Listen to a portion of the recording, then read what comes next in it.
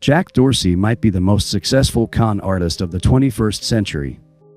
He's managed to convince the world that he's a free speech advocate, a spiritual seeker, and a defender of democracy while simultaneously building the most sophisticated censorship machine in human history. The man who meditates in Myanmar and preaches about radical transparency is the same person who banned a sitting US president and coordinated with government agencies to suppress information that could have changed election outcomes. This isn't just hypocrisy. It's a masterclass in psychological manipulation that would make Goebbels weep with envy. Dorsey didn't just destroy free speech, he made his victims thank him for it. He convinced half of America that censorship was actually protecting democracy, that silencing dissent was promoting safety, and that corporate control of information was somehow liberation. The most terrifying part? He's still doing it. Even after leaving Twitter, Dorsey continues to play the same game with different platforms, still positioning himself as the enlightened tech guru who knows what's best for humanity. It's time to expose this fraud for what he really is. Jack Dorsey's origin story reads like a parody of Silicon Valley excess. Born into a middle-class family in St. Louis, Dorsey was the classic underachieving rich kid who discovered computers and thought that made him a genius. His early attempts at entrepreneurship were spectacular failures, including a taxi dispatching service that went nowhere and various web platforms that nobody used. But Dorsey had one crucial skill that would serve him well in the coming years. He was a master manipulator who understood that in the attention economy, perception matters more than reality. He learned early that if you could control the narrative about yourself, you could control everything else. The Twitter origin story is itself a lie that Dorsey has carefully cultivated. The official version is that Dorsey came up with the idea for Twitter in 2006 as a way for people to share what they were doing with friends. It was supposed to be simple, democratic, and revolutionary.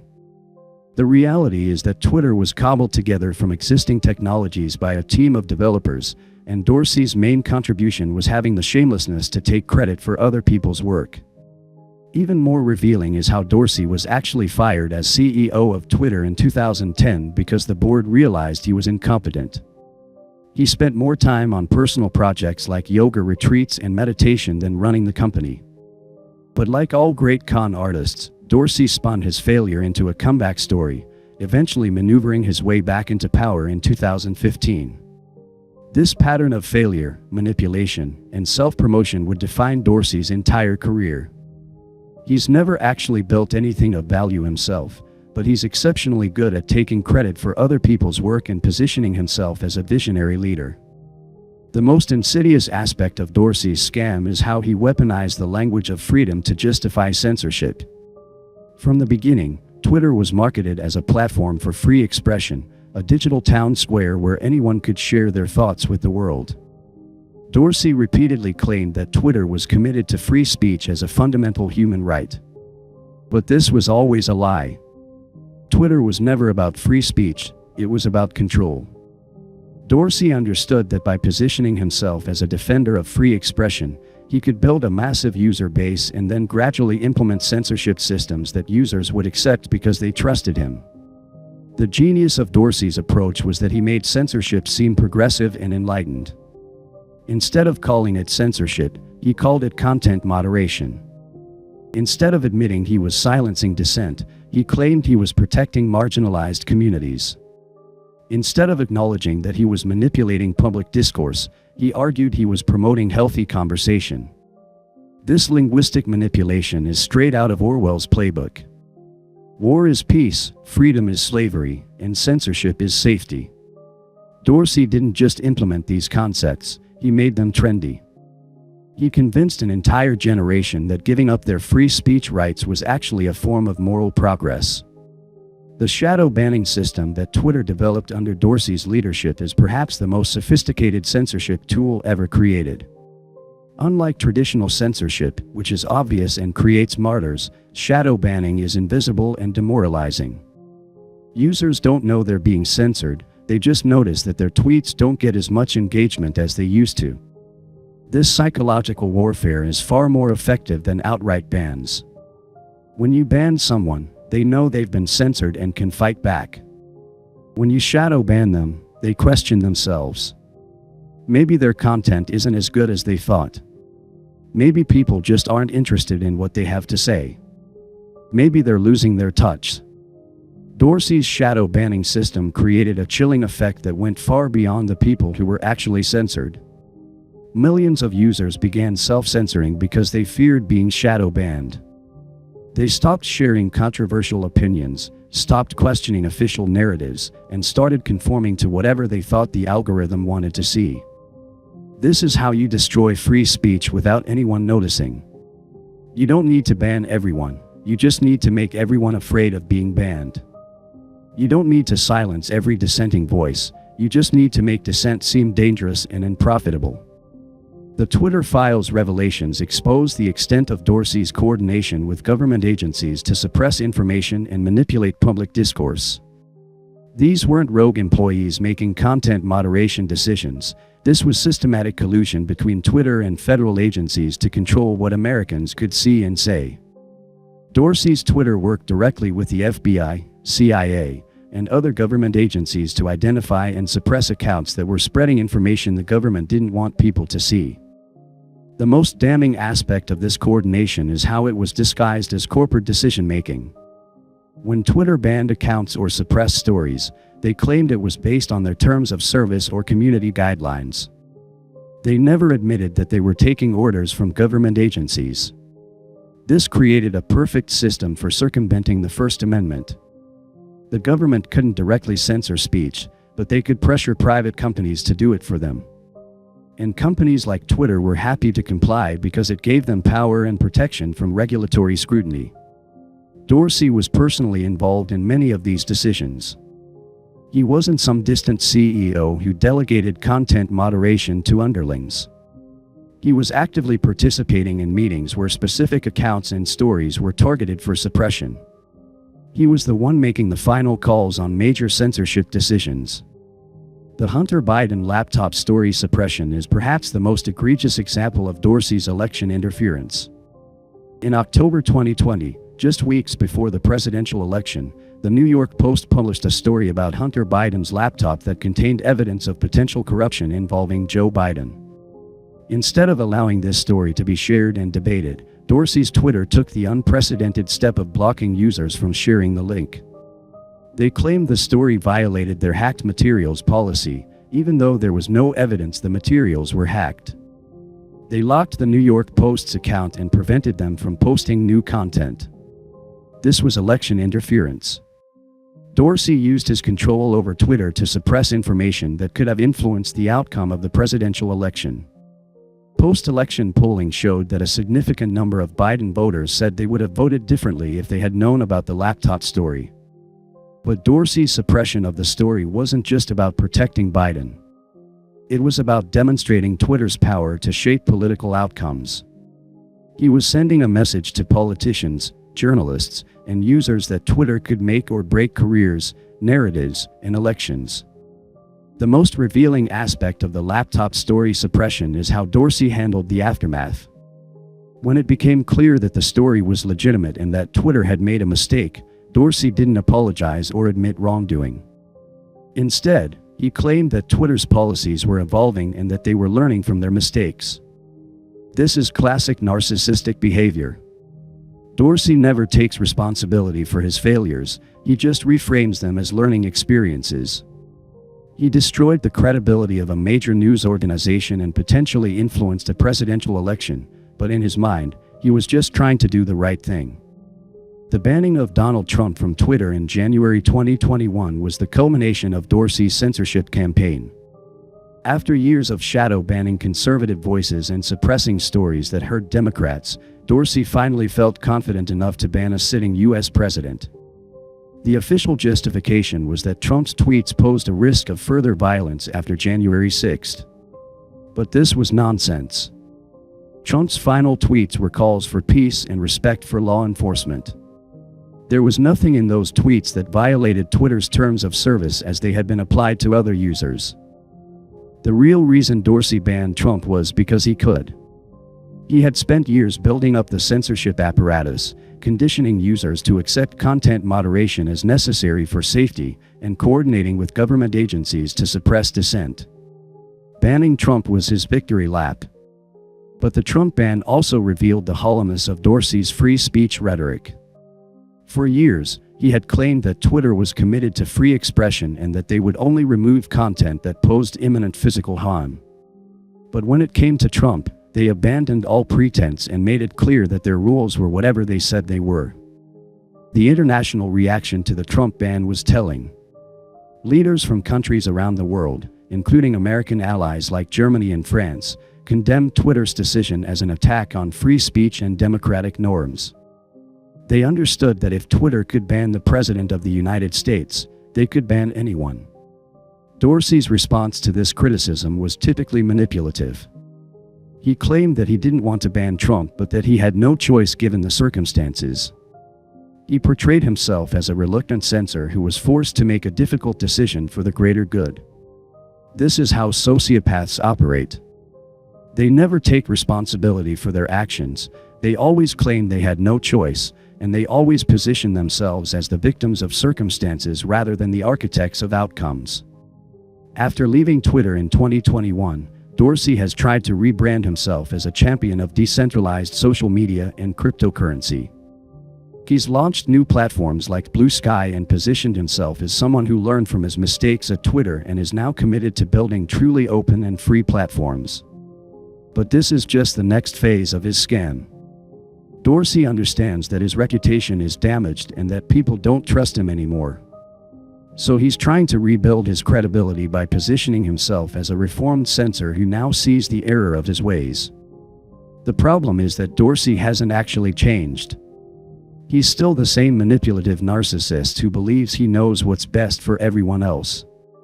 He's just using different rhetoric and different platforms to pursue the same goals. Blue Sky, his new social media platform, is marketed as a decentralized alternative to Twitter that will be resistant to censorship and manipulation. But look at who's building it and who's funding it. It's the same people who built Twitter's censorship apparatus. It's the same venture capitalists who profited from Twitter's manipulation of public discourse. The idea that these people are suddenly going to build a platform that's actually free and open is laughable. They're just rebranding the same authoritarian impulses with new technological jargon.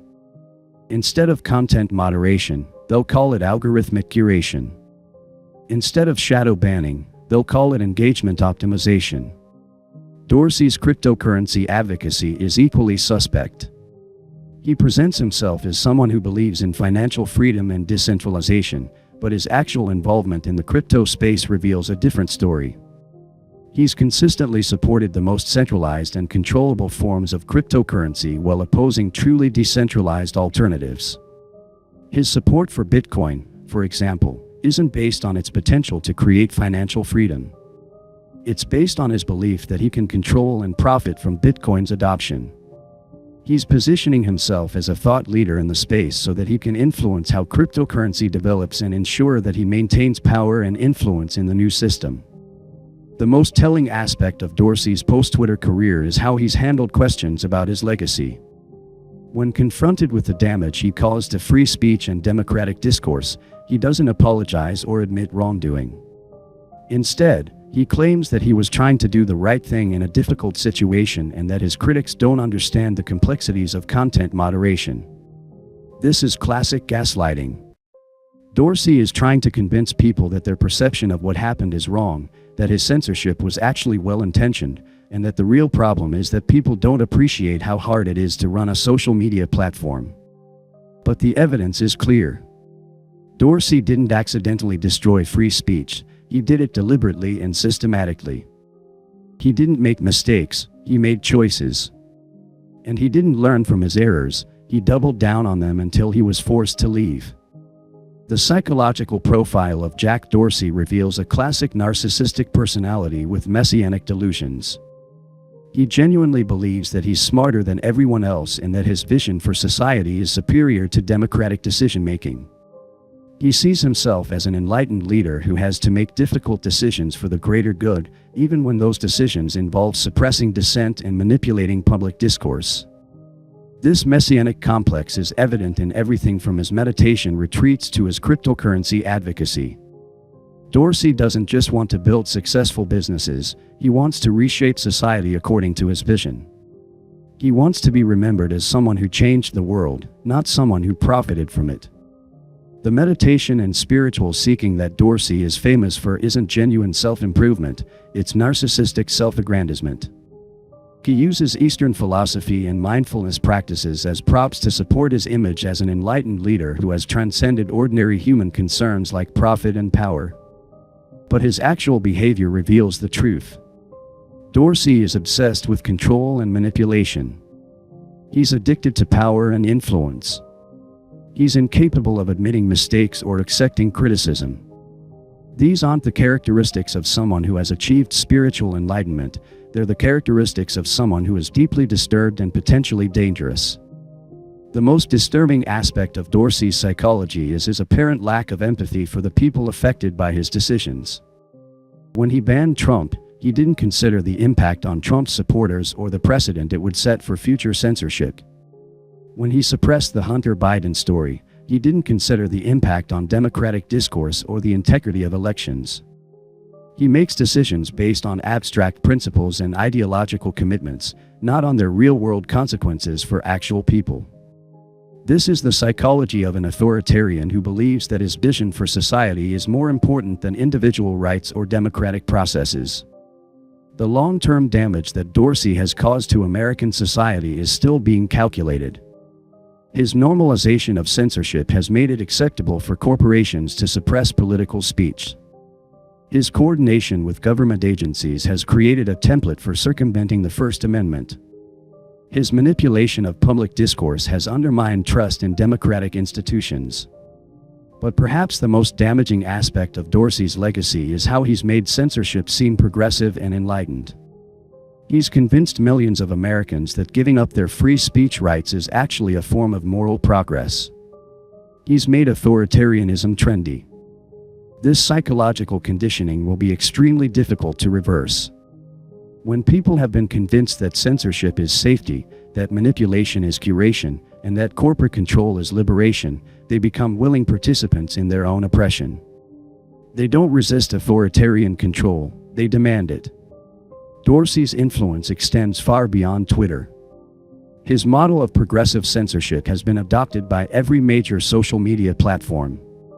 Facebook, YouTube, Instagram, TikTok, and others all use variations of the content moderation systems that Dorsey pioneered.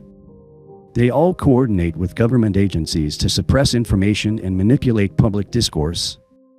The result is an information ecosystem that is fundamentally broken. Americans can no longer trust that they're getting accurate information about important issues. They know that stories are being suppressed, accounts are being banned, and algorithms are being manipulated, but they don't know the extent of the manipulation or how to circumvent it. This epistemic crisis is extremely dangerous for democratic society. When people can't trust the information they're receiving, they can't make informed decisions about important issues. When they know that dissent is being suppressed, they become afraid to express unpopular opinions. When they suspect that elections are being influenced by information manipulation, they lose faith in democratic institutions. Dorsey didn't just destroy free speech, he destroyed the possibility of informed democratic participation. He created a system where corporate executives and government bureaucrats decide what information Americans can access and what opinions they can express. This isn't democracy, it's soft totalitarianism. The most infuriating aspect of the Dorsey scam is how he's managed to avoid accountability for his actions. He's never been prosecuted for his coordination with government agencies. He's never been held liable for the damage he caused to democratic discourse. He's never even been seriously investigated by regulatory agencies. Instead, he's been celebrated as a visionary entrepreneur who built one of the most successful companies in history. He's been invited to speak at prestigious conferences and universities. He's been treated as a thought leader whose opinions on technology and society are worth hearing. This lack of accountability sends a dangerous message to other tech executives. It tells them that they can manipulate public discourse, coordinate with government agencies to suppress dissent, and interfere in democratic processes without facing any consequences. It encourages them to push the boundaries of what's acceptable even further. The regulatory response to Dorsey's actions has been pathetically inadequate. Congressional hearings have been theatrical exercises where politicians grandstand for cameras while asking softball questions that allow Dorsey to spout his usual talking points about safety and responsibility. The antitrust investigations have focused on market concentration and competition issues while ignoring the far more serious problems of censorship and manipulation. The privacy regulations have addressed data collection while ignoring the manipulation of information and suppression of speech. This regulatory failure reflects a fundamental misunderstanding of the threat that people like Dorsey pose to democratic society. The problem isn't just that they have too much market power, it's that they're using that power to undermine the foundations of democratic discourse and decision-making. The solution to the Dorsey problem isn't more content moderation or better algorithms, it's the complete dismantling of the censorship apparatus that he built. It's the recognition that private companies should not have the power to decide what information Americans can access or what opinions they can express. This means treating social media platforms as public utilities that are required to provide equal access to all users regardless of their political beliefs. It means prohibiting coordination between social media companies and government agencies to suppress information. It means creating legal penalties for executives who use their platforms to manipulate public discourse. Most importantly, it means recognizing that the free speech rights enshrined in the First Amendment are meaningless if a small number of corporate executives can effectively nullify them through censorship and manipulation. The founders couldn't have anticipated the concentration of communication power in the hands of a few tech billionaires, but they would have recognized the threat this poses to democratic society. The Jack Dorsey scam represents everything that's wrong with contemporary American society. It's the triumph of manipulation over truth, of corporate power over individual rights, of progressive rhetoric over liberal principles. It's a cautionary tale about what happens when society allows charismatic narcissists to accumulate unchecked power over the flow of information. But it's also a reminder that these systems are fragile and that they depend on public acceptance to maintain their power. When people understand how they're being manipulated, they can resist. When they recognize the lies they're being told, they can reject them. When they see through the scam, they can expose it. Jack Dorsey is not a visionary entrepreneur or an enlightened leader. He's a con artist who used progressive rhetoric to build a censorship empire. He's a narcissist who believes his vision for society is more important than democratic decision-making.